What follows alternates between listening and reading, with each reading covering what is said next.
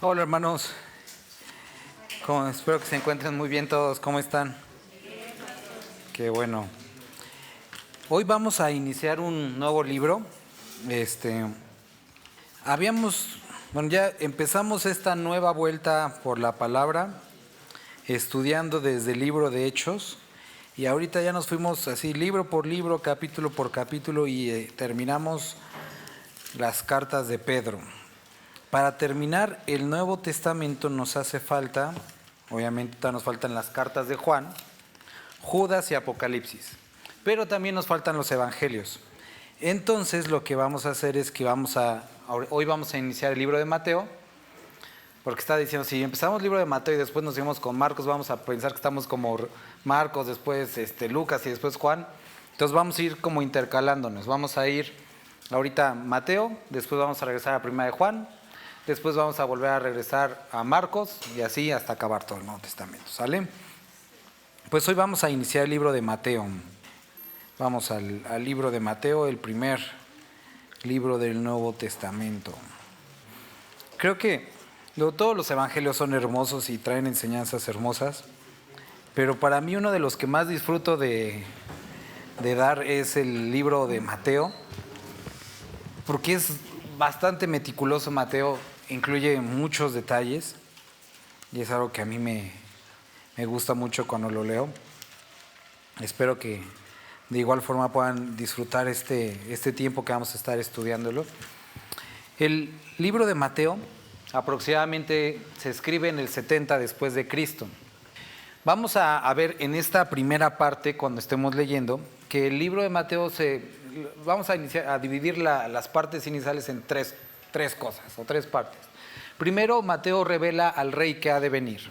Capítulo 1, capítulo 2 y capítulo 3 y capítulo 4, revelando al rey que ha de venir, y va a estar hablando de su persona, cómo es Cristo.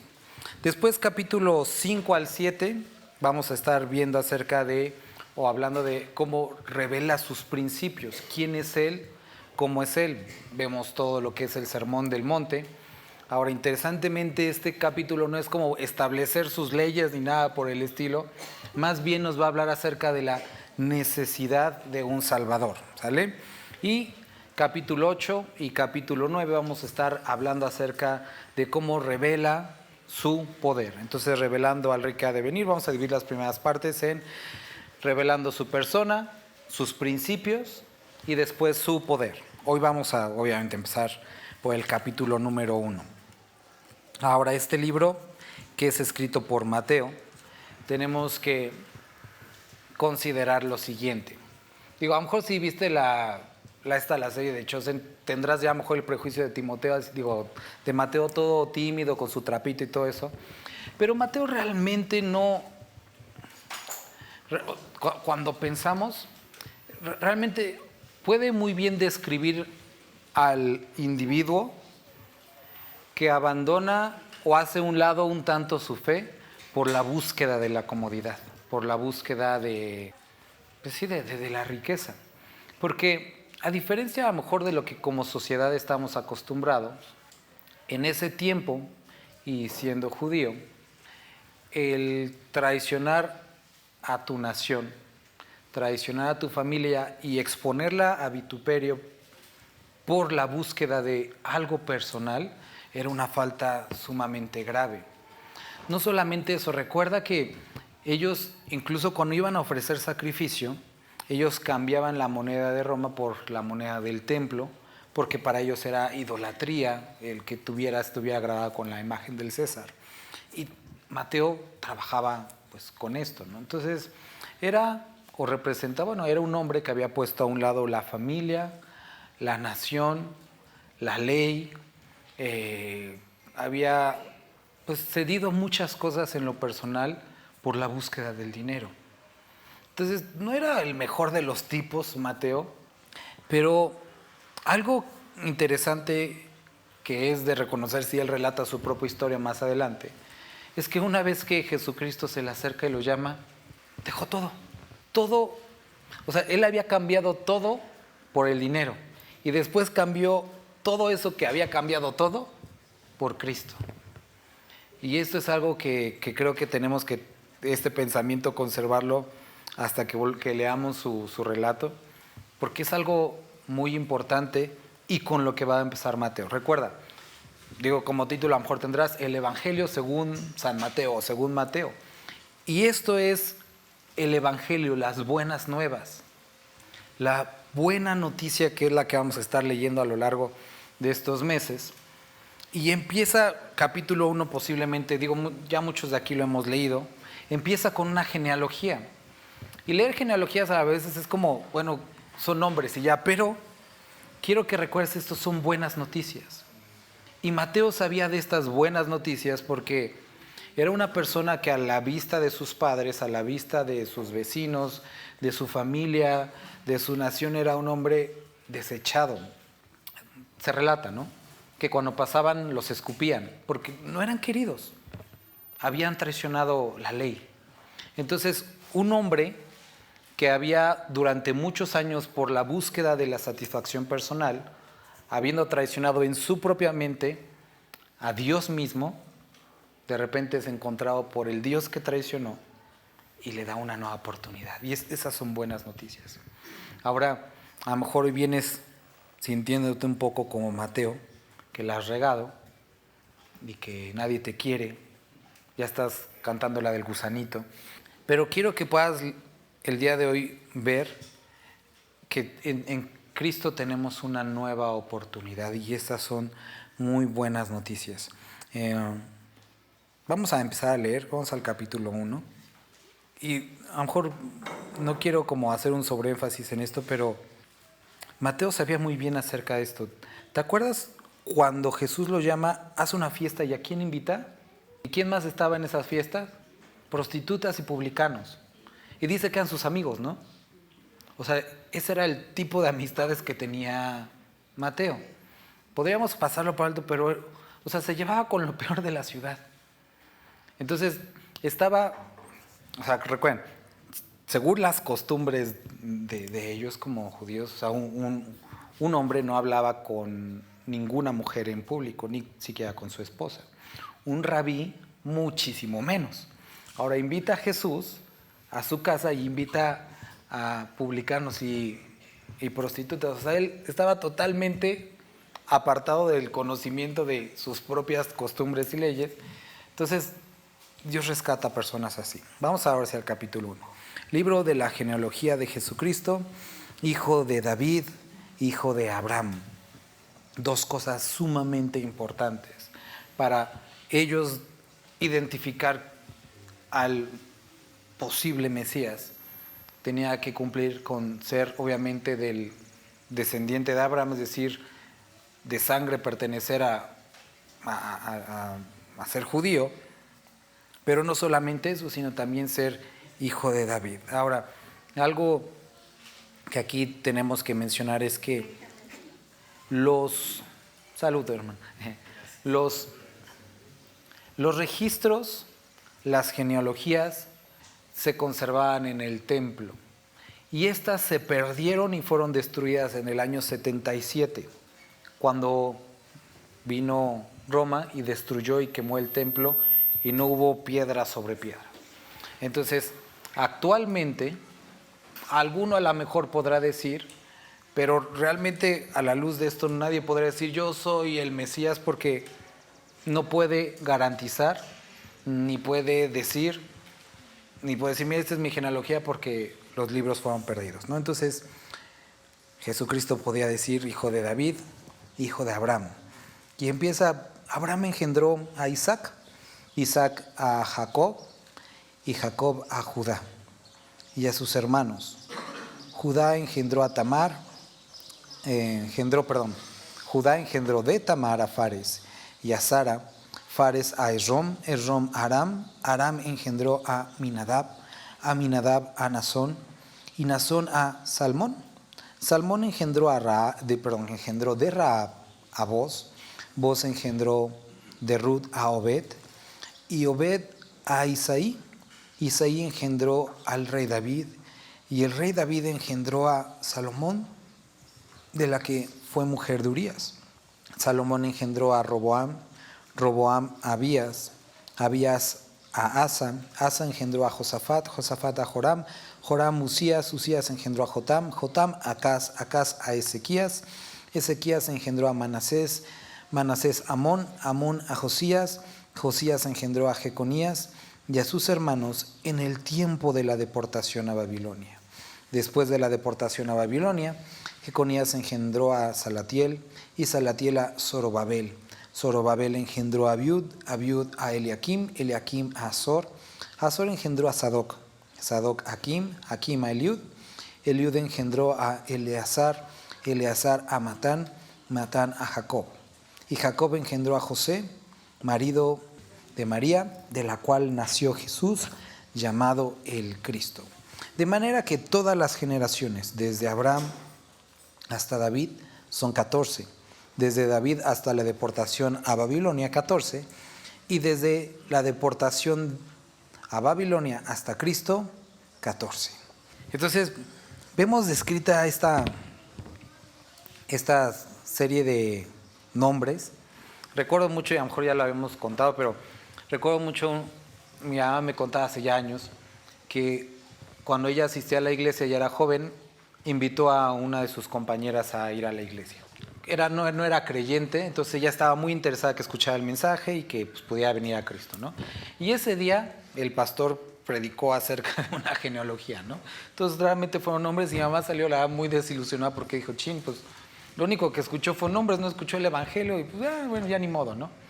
El chiste es que fue domingo, el lunes en la mañana antes de ir al trabajo le habla se encuentra en el trabajo con su amiga y su amiga le dice, ¿qué crees que recibí a Cristo Jesús? Y ella, pero ¿cómo? Si pues, ni siquiera, ¿cómo sucedió? Dice, es que toda la noche estuve pensando en los nombres, estuve pensando en esto de nació, tuvo hijos y murió. Nació, tuvo hijos y murió. Y me dije, yo no quiero ser así, nada más nacer, tener hijos y morir. Quiero algo más en mi vida. Y entonces recibí a Jesús y Dios me transformó. Entonces, bueno, primera cosa que quiero que veamos cuando leemos cosas como estas, obviamente Timoteo nos dice que todas las palabras inspiradas por Dios, útil para enseñar, corregir, instruir, a fin de que el hombre de Dios sea enteramente preparado para toda buena obra, por una parte. Pero, por otra parte, tenemos que ser muy cuidadosos cuando la palabra de Dios nos presenta algo. No es como nomás nomás así para entretenerlos un ratito, para que lean un poco más.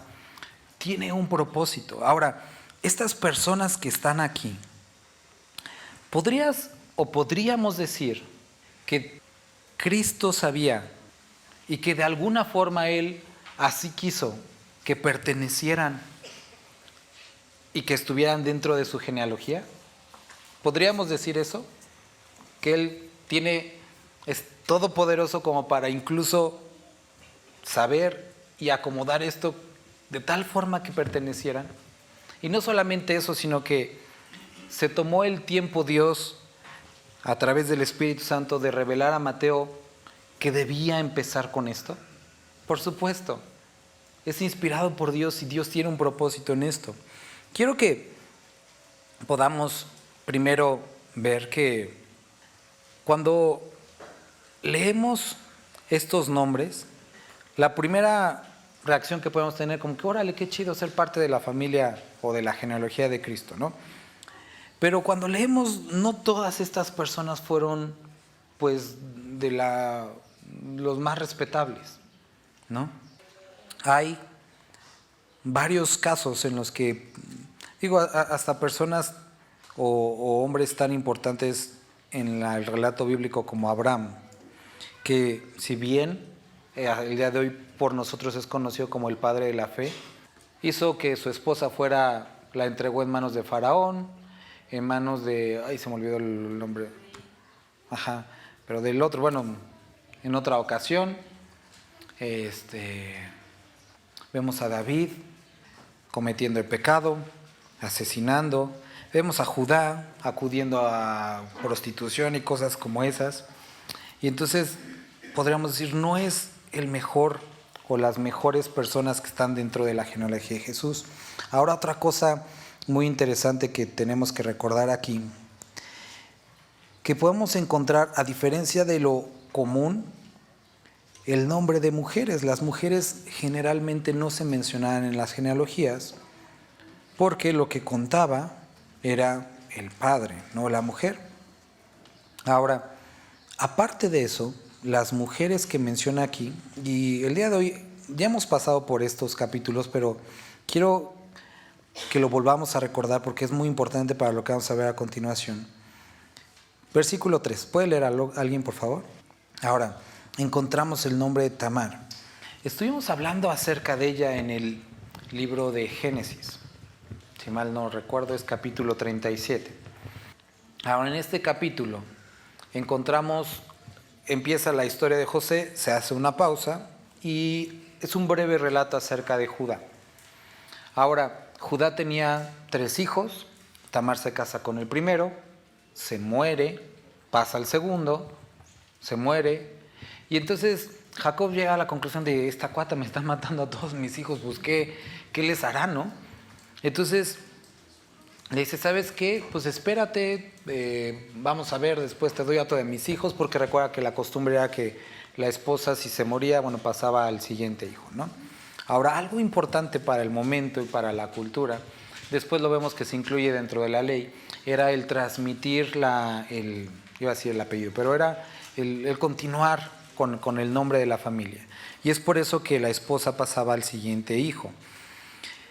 Lo que sucede es que Judá pues se olvida de esto y pasan los años y Tamar está pues así, sin un esposo.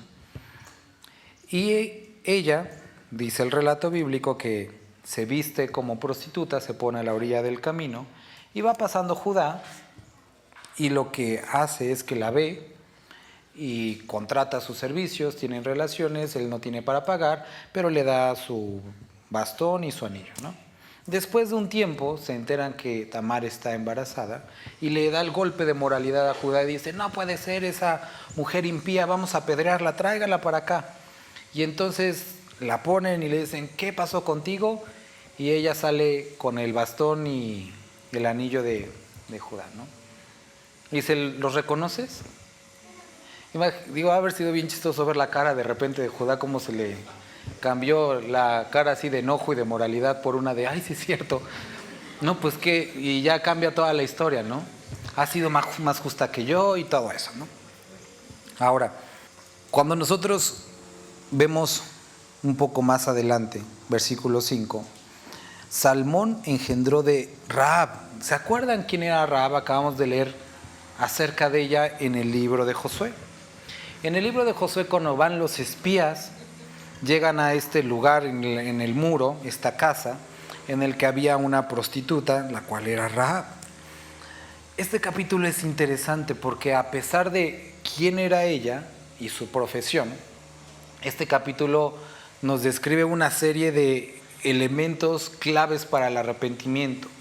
Primero, Rahab hizo una confesión de pecado y entendió cuál era el pago, porque en el capítulo de Josué dice, yo sé que Jehová ha entregado esta ciudad en tus manos, en sus manos, y que nos van a destruir. Es lo que nos merecemos. Y entonces cuando estábamos allá hablamos de que ella tuvo conciencia del juicio. ¿Recuerdas qué es lo que hace el Espíritu Santo? Nos convence de justicia, juicio y pecado. Ella sabía, merecemos juicio. Después va un poco más allá y dice, yo sé que Jehová, su Dios, es Dios arriba en los cielos y abajo en la tierra. Una confesión de fe. Y después va mucho más allá y dice, te ruego que salves a mi familia. Confesión o reconocimiento de condena, de juicio, confesión de fe y una deseo o una confesión de salvación. Vemos elementos muy bonitos, ¿no? Y ahí está el nombre de Rahab. Después encontramos el nombre de Ruth, la cual era, ¿te acuerdas de qué nacionalidad? Moabita. ¿Cuál era el rollo con los moabitas? Había una maldición.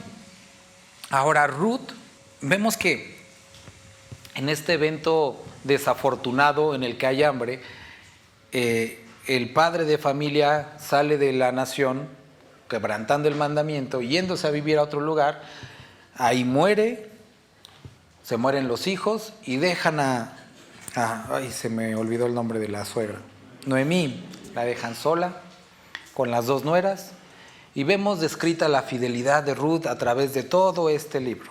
Ahora, ¿qué es lo que estamos viendo de estas tres mujeres? Bueno, falta una más. Y después vemos a una más que sabemos cómo se llama Betsabé, pero aquí ni siquiera la menciona como Betsabé, la menciona como la mujer de Urías, que fue Betsabé con quien David adulteró, tuvo un hijo, el cual murió como consecuencia. ¿Te acuerdas del relato? Ahora, nos menciona que tuvo otro hijo, que ¿quién es? Quiero que notes esto. Mateo está hablando de buenas noticias. Vemos un grupo de personas como él, que habían traicionado, que habían abandonado, que se habían extraviado. Y encontramos a una mujer como Tamar, una mujer como Rahab, con una confesión, con una fe, una mujer como Ruth, con fidelidad, diciendo, tu Dios será mi Dios. Una mujer como Betsabé, interesantemente, en medio de toda esa, pues el pecado y la situación, Dios cambia todo para bien. ¿Recuerdas? David quería construirle una casa a Dios, quería reedificar el templo. ¿Y qué es lo que sucede? Dios le dice, ¿qué le dijo Dios a David? No puedes, ¿por qué? ¿Y quién lo construye? Su hijo Salomón. Y aquí vemos a Salomón, que proviene de esta unión, ¿no? ¿A dónde quiero llegar con esto? Vamos a estar viendo a Jesucristo. Y algo con lo que necesita y quiere iniciar el libro de Mateo es con la posibilidad para toda persona, no importando su pasado, su nacionalidad, su profesión, sus errores, sus pecados, primero expresar la necesidad de un Salvador, pero la oportunidad de perdón, de misericordia y de gracia para todos nosotros. Entonces vemos a estas personas con las que Jesucristo tuvo algo en común y a través de las cuales vino, aquí nos menciona José, el cual fue esposo de María, y quiero que notes que no dice padre de Jesús, sino esposo de María, del cual nació Jesús, llamado el Cristo. Vamos a continuar leyendo. Dice versículo 18. ¿Lo puede leer alguien, por favor? Okay. Entonces, para que podamos recordar, el matrimonio constaba de estas tres partes. Primero, un compromiso. Este compromiso no tenía nada que ver con los que se iban a casar. No había necesidad ni de amor, ni de atracción. Era un arreglo que se hacía entre los padres. En algunas ocasiones, mucho antes incluso de que nacieran o cuando eran pequeños. Era un compromiso basado en simplemente lo que para las familias se consideraba o ellos consideraban apropiado. Entonces, tú podrías de repente llegarnos a los 15 años y decir que te dijeran, por cierto, ya tienes escogida esposa, así es como se hacía esto, ¿no? Y ahora que soy padre, que ya mi hija tiene 10 años, estoy viendo mucho más apropiada esta posibilidad de yo mejor elegirle, ¿no? No creo que me deje, pero ahora entiendo por qué lo hacía. Pero bueno, era el compromiso. Después del compromiso venía desposorio. El desposorio, que es el momento en el que está María y José, llegaban a cierta edad en la que ya, se conocían y todo eso, y el matrimonio había esta entrega de un artículo, de un anillo, de algo. ¿Para qué? Durante este tiempo ya legalmente estaban casados y la forma de separarse era a través de la carta de divorcio, pero no habían consumado el matrimonio ni vivían juntos y generalmente esto duraba un año. Después de ese año llegaban las bodas. Ahora, durante este tiempo de las bodas, obviamente era la fiesta y era cuando ellos iban a vivir juntos. En este proceso podemos encontrar todo esto del amigo del esposo, que era el que tenía o estaba involucrado en el desposorio, en algunos casos en el compromiso, en la entrega de la dote, que había tres, uno para la familia, uno para la esposa.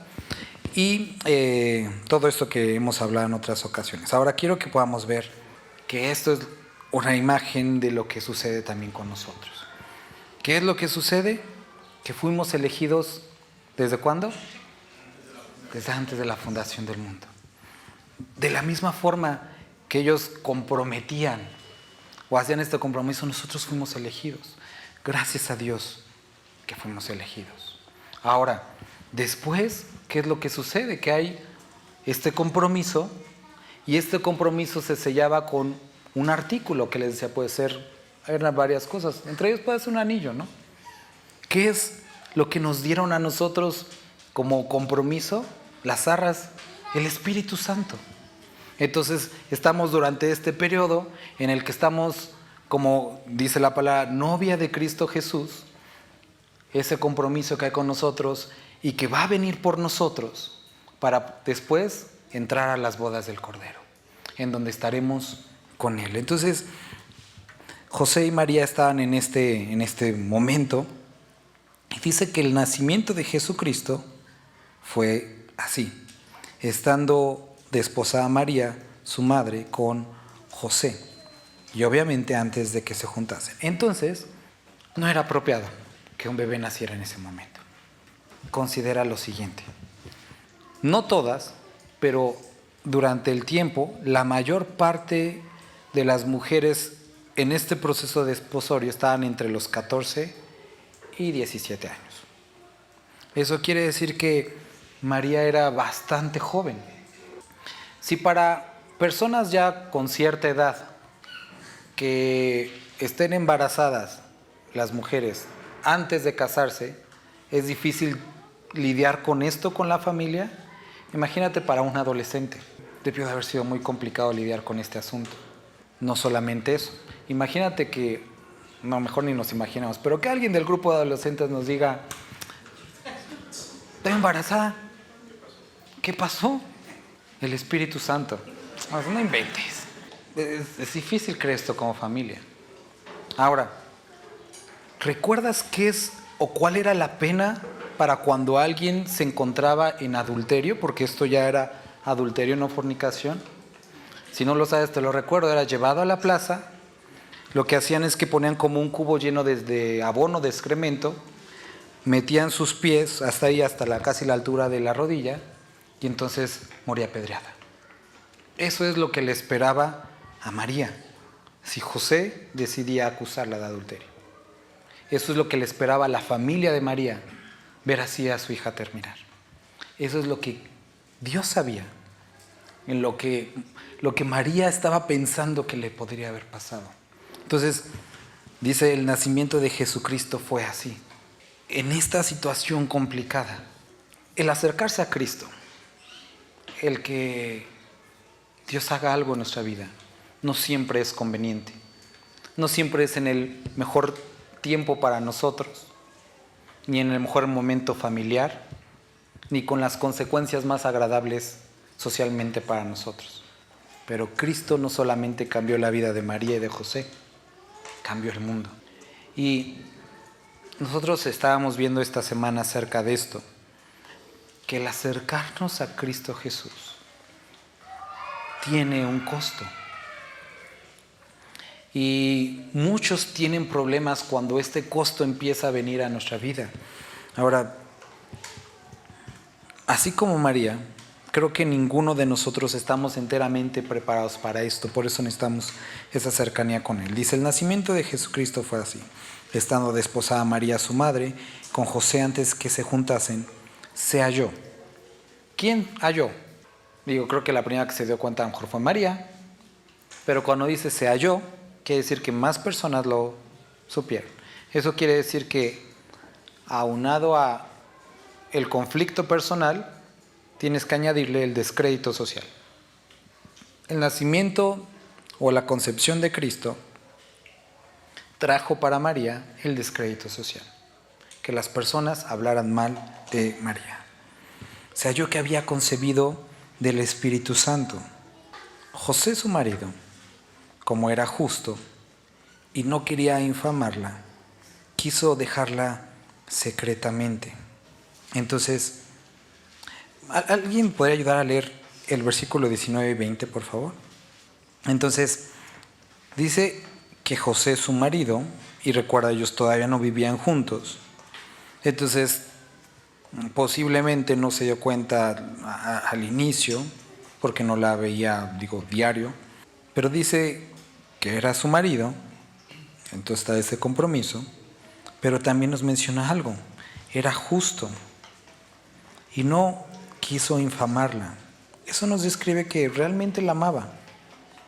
Quiso dejarla secretamente. Ahora, piensa, cuando tú amas a alguien, si ese alguien te traiciona, ¿qué es lo que generalmente sucede el día de hoy? Muchos salen, van al Oxxo, se compran su botella, descargan su playlist de Vicente Fernández y a llorar.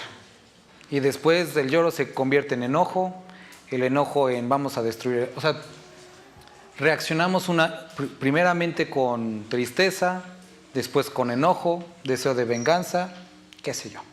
Pero vemos una característica muy importante en José. Dice primero que era justo. Y esa justicia, ahora, la justicia que nos describe aquí lo llevó a entender cuál era lo necesario hacer. Había habido un pecado a los ojos. Él hasta ese momento, recuerda, esto viene después, él no sabía que era del Espíritu Santo. Él tenía una lista de candidatos antes que el Espíritu Santo. Él no lo sabía. A sus ojos me engañó. Pero dice que no quiso infamarla. Entonces vemos por una parte la justicia, pero al mismo tiempo el amor que le tenía y no quiso infamarla. Y entonces lo que decidió es, la voy a dejar secretamente. ¿Se estaba equivocando o no se estaba equivocando? Se estaba equivocando. No solamente a lo mejor en pensar mal de María, sino en dejarla secretamente. A pesar de que era justo, a pesar de que tenía buenas intenciones, estaba a punto de equivocarse. Ahora, ¿qué es lo que sucede? Dice que pensando él en esto, entonces no era algo así como que no le importara, sino él estaba meditando en esto. Se quedó dormido. Trata de imaginar esto, o sea, es un hombre que está atravesando esta como angustia de incertidumbre de que lo traicionaron y pensando en esto se quedó dormido. Si has pasado momentos en los que estás pensando en algo estresado, se siente horrible cuando te quedas dormido pensando en esto porque ni aún en sueños puedes descansar. Pero a diferencia de a lo mejor de alguno de nosotros, lo que soñó fue diferente. Dice que se le apareció en sueños un ángel del Señor y le dijo: José, hijo de David, no temas recibir a María tu mujer, porque lo que en ella es engendrado del Espíritu Santo es. Entonces le dice: te ibas a equivocar, José, pero yo te digo primero que esa es la verdadera razón de lo que está pasando. Y lo que tienes que hacer es contrario a lo que tú estás pensando. No es dejarla, es quedarte con ella. Y entonces, este hombre justo se despierta y lo primero que hace es tomar a María por mujer. Continuar. Entonces, quiero que veas. Hay un hombre justo que tiene buenas intenciones, pero aún así se estaba equivocando. Está pensando en esto, está meditando en eso. ¿Y qué es lo que hace el Señor? Lo libra de equivocarse. Primera cosa que quiero que notemos en este relato.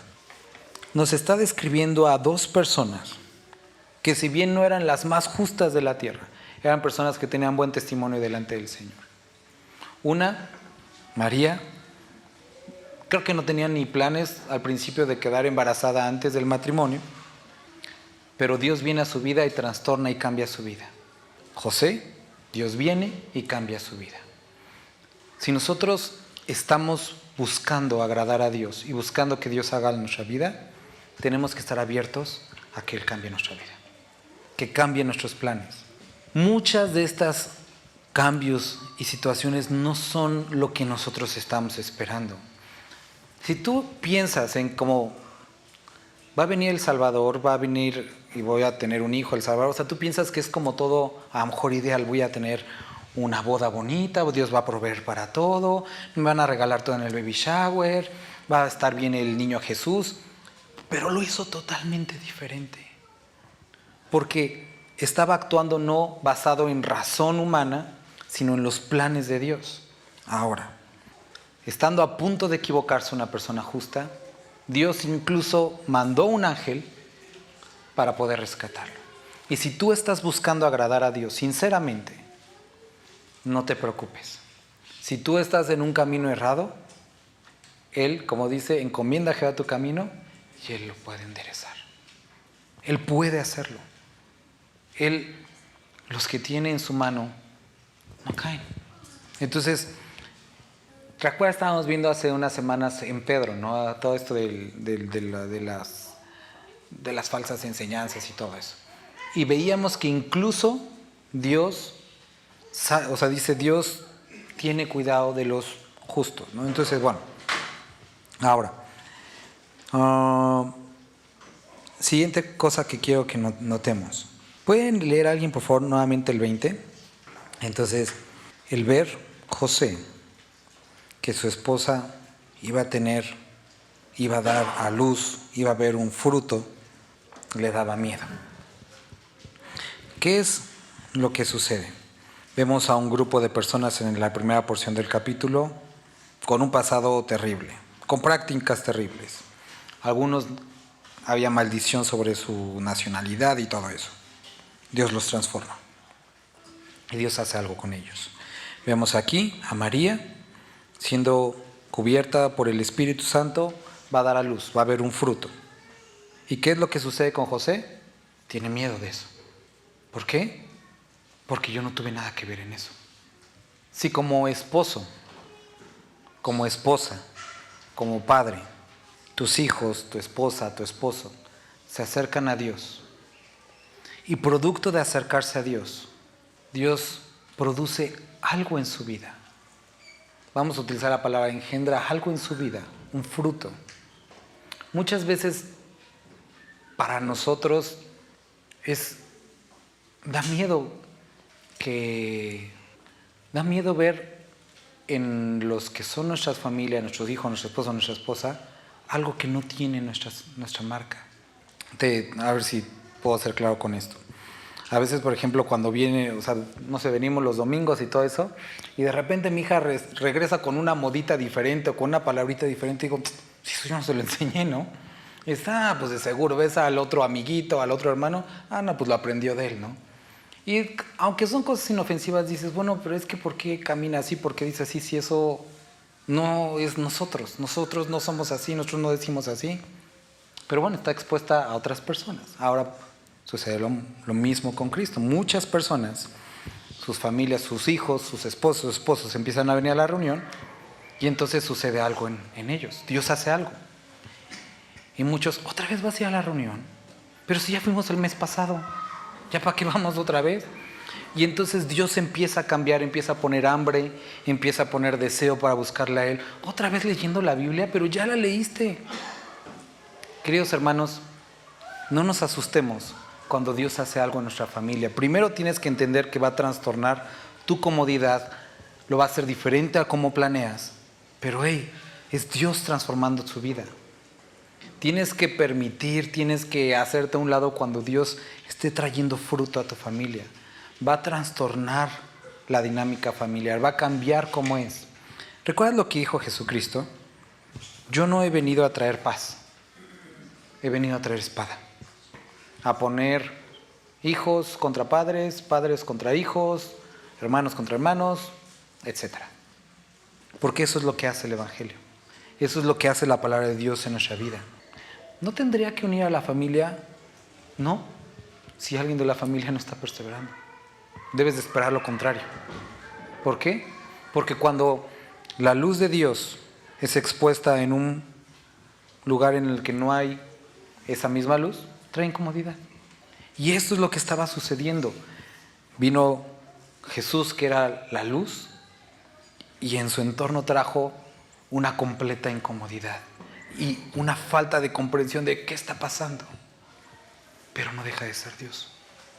Y muchos nos gusta ver esta primera imagen, una mujer como Rahab con un pasado horrible y después siendo introducida a la genealogía de Cristo. Sí, pero eso tuvo un costo. Y el verte a ti, el ver a tu familia, ver a tus hijos, tu esposa, tu esposo transformados, va a implicar una incomodidad para ti, un cambio para ti. Tienes que entender eso, que va a cambiar tu dinámica, que va a implicar muchas cosas. Pero es el mejor lugar donde ellos pueden estar, es el mejor lugar donde tú puedes estar. ¿La sociedad lo va a entender? No. ¿Tú lo vas a entender inicialmente? Posiblemente no. Pero eso no quiere decir que no sea Dios actuando. Entonces, dará y dice, no temas recibir a María tu mujer, porque lo que en ella es engendrado, el fruto que hay en ella es del Espíritu Santo. Versículo 21.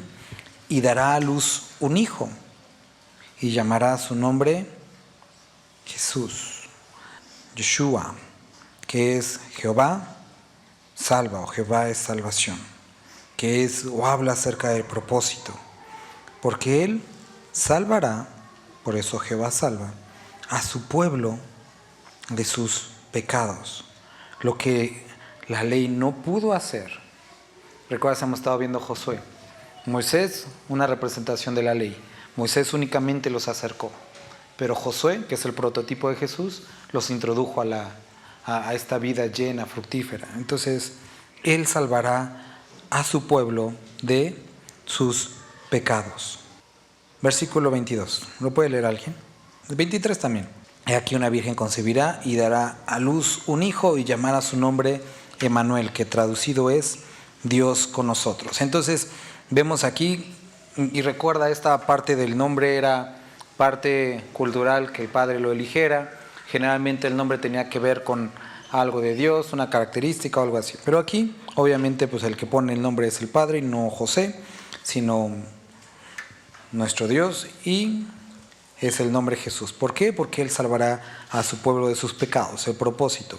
Ahora, nada más para que recordemos, su nombre es Jesús y su apellido no es Cristo, ¿no? Porque muchos, Jesús, Cristo y el segundo apellido Emmanuel, no, digo, creo que todos entendemos que no funciona así.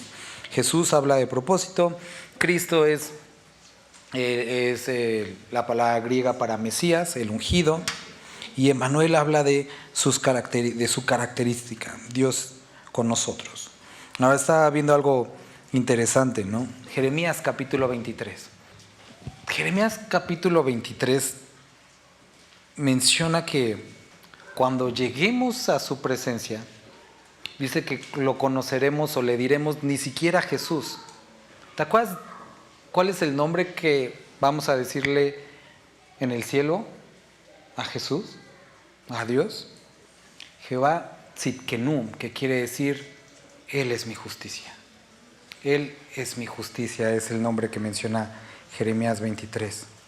Entonces, Jesús, Jehová salva, Cristo, el Mesías o el ungido, y Emmanuel, un recordatorio de que Dios está con nosotros, que traducido es Dios con nosotros. Y despertó Josué del sueño, hizo como el ángel del Señor le había mandado y recibió a su mujer, pero no la conoció, es decir, no hubo relaciones, hasta, eso quiere decir que después sí tuvo, lo cual no solamente nos recuerda, sino reafirma la idea de que María no fue virgen, no fue virgen todo el tiempo, sino después tuvo otros hijos, como lo menciona la palabra, hasta que dio a luz a su primogénito y le puso por nombre Jesús, como se había dicho. Entonces, para concluir este capítulo, tenemos que recordar que el libro de Mateo nos va a hablar de las buenas noticias, el Evangelio. Primero describe una serie de personas rotas con pasados horribles, pero que Dios puede transformar. Ahora, ¿qué es lo que hace? Cuando Dios transforma, trastorna nuestra vida, la cambia, la renueva, la hace diferente. Sus métodos son diferentes para cada uno de nosotros. Ahora, ¿qué es lo que sucede? Que el Espíritu Santo actuando en nuestra vida, trayendo fruto a nuestra vida, lo hace todo diferente. Y muchas veces puede dar miedo, muchas veces puede producir crítica social, puede ser trastorno a nuestra vida, pero es Dios transformando nuestra vida.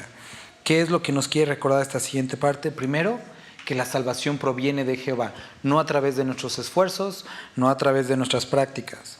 Después, quiere recordarnos que el ungido es Él es el Mesías, no nosotros. Y que en todo este proceso Dios va a estar con nosotros.